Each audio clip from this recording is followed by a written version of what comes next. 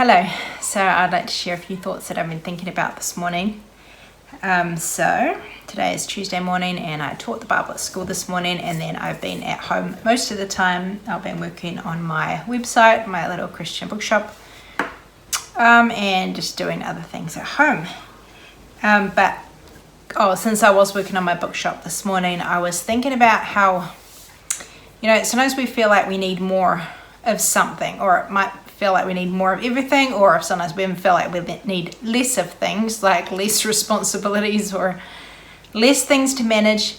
But I was specifically thinking this morning how often we feel like we need more. So maybe we feel like we need more money. I can feel like I need more money so I can buy more stuff for my bookshop, or just to be able to put more into it. Or sometimes I feel like I need more space. I kind of have the stuff for my bookshop, in the cupboard and under the bed and in my drawers and out in the sleep out, and sometimes you feel like you need more space.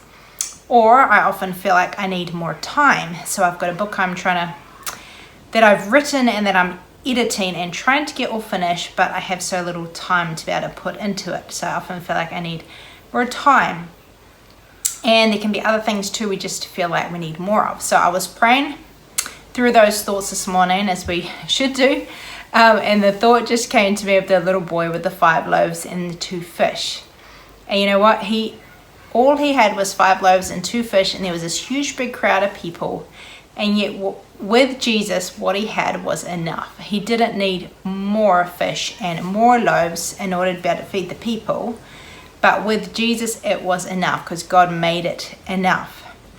And, God did over and above, like there was 12 basket full of leftovers, but he didn't need more.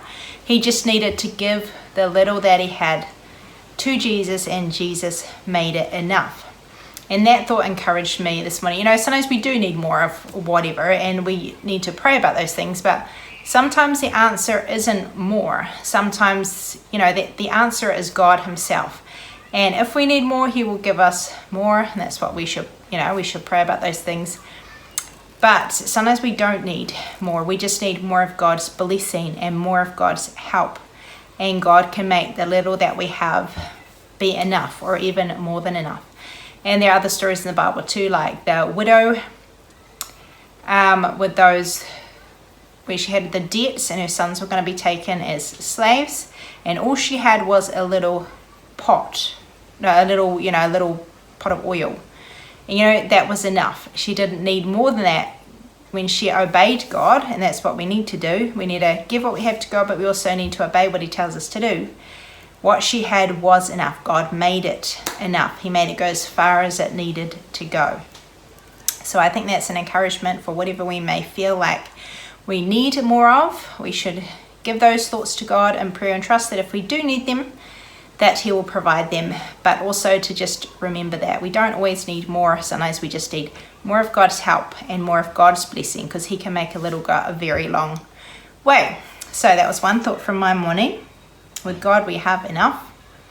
And then this morning when I taught my class at school, so the kids are at tables and they have like a placemat with their name on it. And so they have to sit where their placemat is. And sometimes I go there and the kids have been moved around. And so this morning again when I went there were kids moved from where they have sat at other times. And one of the kids wanted to swap places with somebody else because he wanted to sit by his friend. And I told him no, to go back to, because the teacher's out of the room at the time, so they think they can quickly move around. And I said, no, you go back to where you're supposed to be. And then somebody told me that another child had moved, which I had never noticed.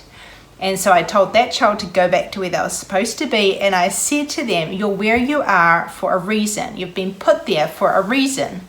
And, the reason they get moved around is because they're talking too much to the person next to them. Because if they sit right by their favorite people, then it's easy for them to talk and to not listen and not concentrate. So I said to them, you're where you are. You've been put where you are for a reason. And I was just thinking about that. I thought that's actually quite a neat, picture of us. God puts us where we are for a reason. He might not put us exactly where we would choose to be.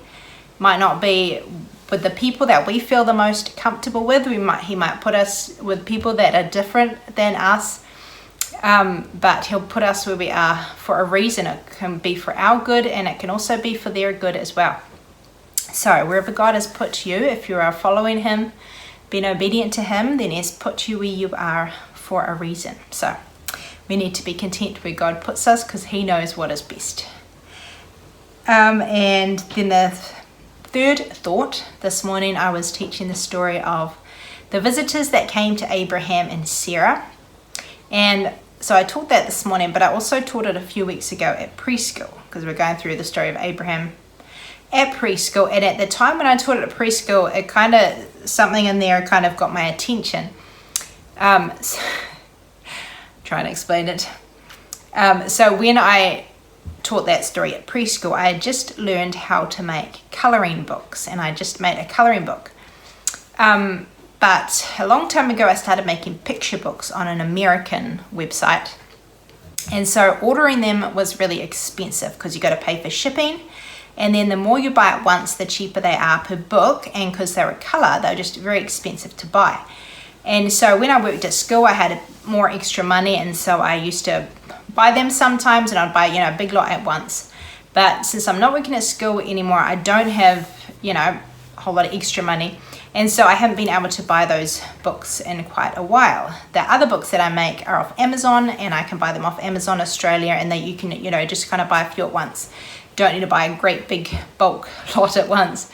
And so for a long time, I had been praying for a way to be able to get my picture books cheaper, either for the money to be able to buy them or for another way to print them. And I tried to find cheaper ways to print them, and I couldn't find anything, and I didn't know how to do picture books on Amazon. But then just over the new year, I learned how to make a coloring book, and I realized I can make picture books exactly the same way. And so it's like that prayer that I've been praying for a long time is like suddenly that was answered, and now I have a way to do it. But I have to remake my picture books on this other site. I can't just print on Amazon the books that I got from America, if you know what I mean. I've got to remake them to be able to sell and buy them off Amazon. So it was like, well, now I finally have a way to do it, but I've got to remake them all again, and it's very time consuming to make them. So I feel a little bit frustrated. Now I have a way to do it, and yet it could still take a long time before I can actually buy those picture books again. And so around that same time, I was teaching the story at preschool. So Sarah and Abraham had been waiting for a long time to have a baby. And then one day, God shows up. These three men come, and they have a message from God. You are going to have a baby. You're going to be pregnant. And in 9 months, you will have a baby. And I thought, that was a little bit like learning to make this coloring in book. It was like suddenly I had a way. And yet, like for Sarah, suddenly she was told, you're going to be pregnant, you're going to have a baby, but it was still going to be another whole 9 months before she would have her baby. And it was a little bit the same for me. It's like suddenly I have a way to do it, but it's still going to take a whole lot more time. And I just thought that's sometimes the way God answers. Sometimes, we have to wait so long, and then, suddenly it happens, but it can still, take longer than what we would like. And so just like Abraham and Sarah, we need to be patient and just trust in God's timing. So those are my thoughts from this morning. I hope that makes sense.